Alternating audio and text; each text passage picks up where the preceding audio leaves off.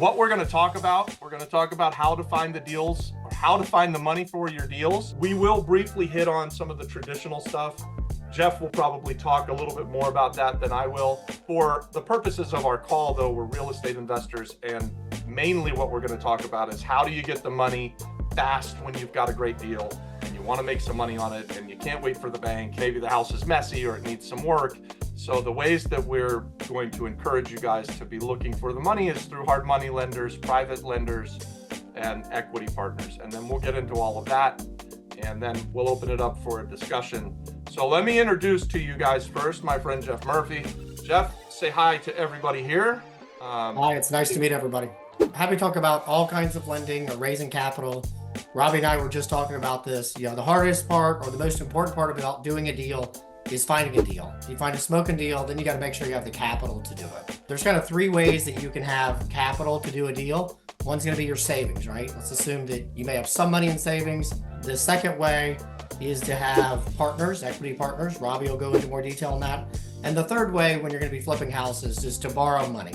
There's traditional banks that you can go borrow money from, but it's highly unlikely you'll be able to do that on a flip. They're just going to take forever. They'll have 9,000 documents you have to fill out. It just takes forever. I mean, they do have their place in the world when you want to borrow money, but you're probably going to be coming to me or someone like me. We've lent to, I've done close to $200 million in hard money loans. So we've done a lot of loans, and it's been a lot of fix and flips, new construction, kind of weird commercial deals, land, because we really do look at it differently than what a bank does. A bank cares really about you fill out all those little checkbox perfectly when you're filling out an application. We want to look at the quality of the deal and then also the quality of the person. And then we can overlook certain things. So when we first started lending in 2012-ish, we had lots of people that had been kicked really hard by the recession that had bad credit. They were really good flippers or really good builders, but they were coming out of that bad time. So we were lending predominantly to people that had problems with their credit, but they were able to find great deals. They were able to have capital to put down on the deals. But I will say this, you really do need to build a relationship with your private lenders. Whether it's me or somebody else, you want to have them geared up and ready to go. So when you find a deal, you can move on it quickly. I would encourage anybody that when you find it, if you know a private lender out there that you want to deal with, or you've been referred to somebody, is contact them via email. Be precise, don't waste their time, and be like, hey, I'd like to get pre-approved with you. Do you have an application that I need to fill out?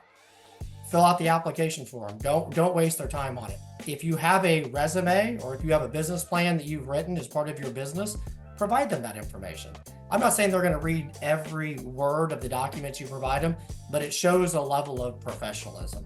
And then really you do want to be professional. If you're going to go meet with them, I know Robbie is the flip-flop flipper, but show up and wear a pair of jeans and a polo shirt, right? Go in and look professional. You have to wear a three-piece suit, but look professional and go meet with them. And be serious about what you're doing. And then provide them the documentation, your personal financial statement, provide them an application, and then go through the deals with them. I have borrowers of mine all the time that call me up and want to go, because I've done, like Robbie and I were talking about, I've done 1,500 houses myself. I like when they call me up and want to go through a deal with me, because I really can understand the story of a deal. I can understand what do they need to do to make this happen, or if it's a bad deal. Like a lot of times we'll get on a call and kind of go through the numbers, and I'll say, are you sure you want to do this deal? I don't like this. No, I don't like the numbers here. Or have you thought about this of being a potential problem? It's another way to check it, but you need to build that relationship with me right away. And then also part of that, right, as you're trying to build a relationship with me or somebody like me, is don't waste my time, right? Be serious about the deal. Be like, hey, I've got this under contract, or we're going to bid on this in the foreclosure sale. Really have an action plan of what you're doing there. Because it is they're really trusting you with a lot of money. Like when people are borrowing money from me, we're usually lending them 70% of the purchase as well as their fix-up costs. So it's a lot of money, right? I have more money at risk in this deal than usually the person that's doing the deal. And the other kind of component of this is, I say this all the time, you want to borrow money when you can, not when you need to. So on this, you want to have me lined up where the deal looks good, don't wait until you're desperate to have money. Because then it makes me also uncomfortable that I don't think you're a professional, right? You've got 3 days before closing and you haven't lined up your financing. Be on top of this right away. So I'm going to go over a couple of stories of different things that we've kind of run into when you're doing this. So the reason I got serious, so not only do I lend hard money, and we do this all the time, I also borrow money for my deals, right? So we'll do land development deals, we flip houses, we'll buy commercial buildings, we do all kinds of things. So like 5 or 6 years ago, and this is when I got serious about borrowing money, I had a deal that came along that was $1 million. It was $1 million to do it. I didn't have $1 million at the time because we had so much money out there doing other things. So I went out, I had to get it in like 48 hours to get this deal. I could not raise the capital in 48 hours. It really kind of ticked me off. I knew I was going to make $750,000 on this deal because I knew the numbers inside and out. I was 100% sure. So I lost out on making $750,000 on a deal that was rock solid because I didn't have the money available.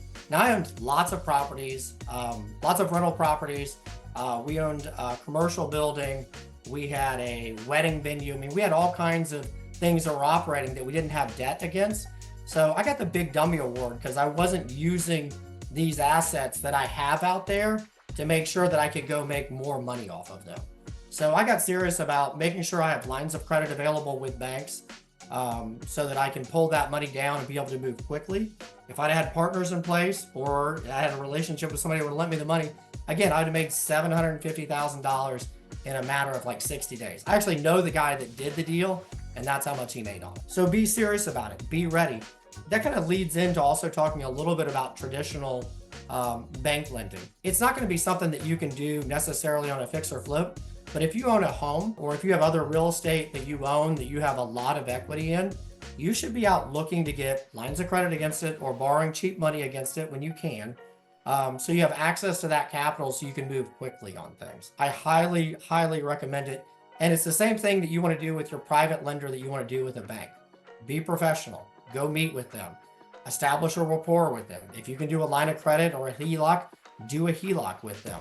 So you have access to that cash that you can use right away. So about 2.5, 3 years ago, you started encouraging me to borrow money, and I was very reluctant to do it. And I'll give myself the Big Dummy Award because I didn't go out 3 or 4 years ago when money was so cheap, guys. They were very clearly lending money at below, well, certainly below what happened with inflation as time went on, but it was 3% money. It was very, very inexpensive. And we had tons and tons of equity. And Jeff called me up. I would think over a 2-year period of time, we would have a conversation every 6 months or so. And you'd be, Robbie, you need to go do this. And I sort of didn't, not that I didn't take him seriously, because I always take what Jeff says seriously because he really knows what he's talking about. But I didn't have my mind in the right spot. I was still in this phase where I was very anti-debt. And I waited until the interest rates kind of tripled before I decided that, I'll go borrow some money. So I like what Jeff says about borrowing the money when you don't need it is really the best time. And that's really the time that the banks, if you're going to borrow money from banks, they don't want to lend you the money when you need it. They want to lend it to you when you don't need it. So just keep that in mind. For those of you that have assets that you can borrow against, do that ahead of time so that you have the money available for you. So we're getting a HELOC on our house now.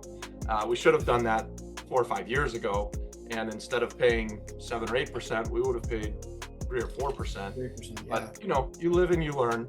And the other thing I'd like to point out on we talked about 2 main ways that you can do this, right? So you can get debt or you can bring in partners on deals. Usually when you bring in a partner, you're going to give up 50% of your profit. So you also want to use the access to your capital wisely. So if you get a smoking deal, right? I've done them. Robbie's done a bunch of them. Where you get an absolute smoking deal, right? You're going to make 100% on your money.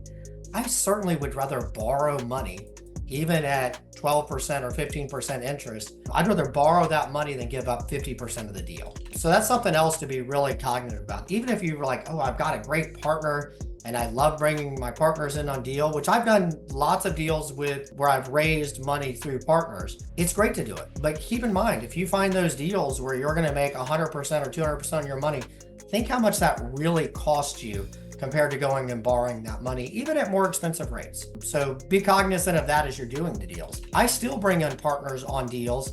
If I have a massive amount, if I have a very large deal that I'm doing out there, I like to diversify my risk and bring on a equity partner, right? I mean, we have quite a bit of capital, but I'll still bring on partners to this day just so I'm not taking on that risk. So you kind of manage that as you go through the process and you start really flipping houses and you're doing a lot of volume. You may first do them all with savings, and then you may say, okay, I'm going to do them now with debt. And then there's a point where you're going to be like, wow, I've got 10 houses that I'm doing out here. I don't want to take on more debt right this second, not because I don't believe in the projects I'm doing, because it's just smart to diversify your risk and not have that huge nut out there that you have to service every month. So you want to use kind of both, in my opinion, you want to use both strategies on this. I would say that Jeff and I have been opposite ends of this. So Jeff has used debt really well. I've watched him do it. I've watched his net worth explode, and I've seen him do exactly what he just told you guys. And then because I went broke in 2008, I went the extreme other way. I was very, very debt averse for a long time. So from 2008 until 2018, for a decade, I didn't even have a credit card. So then I had an amazing comeback and have great partners, and I sleep really well at night because I find a great deal and my partner puts up the money and I don't have to pay an interest payment every month, and I know we're going to make money together.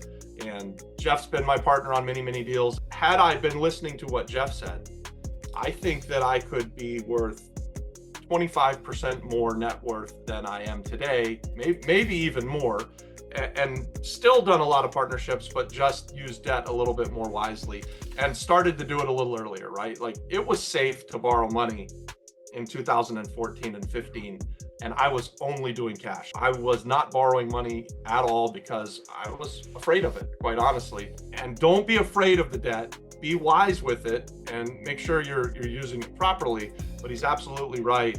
I wish, looking back, and I could do so much better if I could just do it 6 years in the past. Like, I don't know if you guys have that experience, but it's amazing how much better we could have done had I been using debt. So hopefully you guys can then hear that and do it a little bit different and have a quicker road to success. Both ways are great. Both ways will get you in real estate. If you find a great deal, you're going to make a bunch of money. You can make your partners money. But Jeff's way, it's faster if you do it right.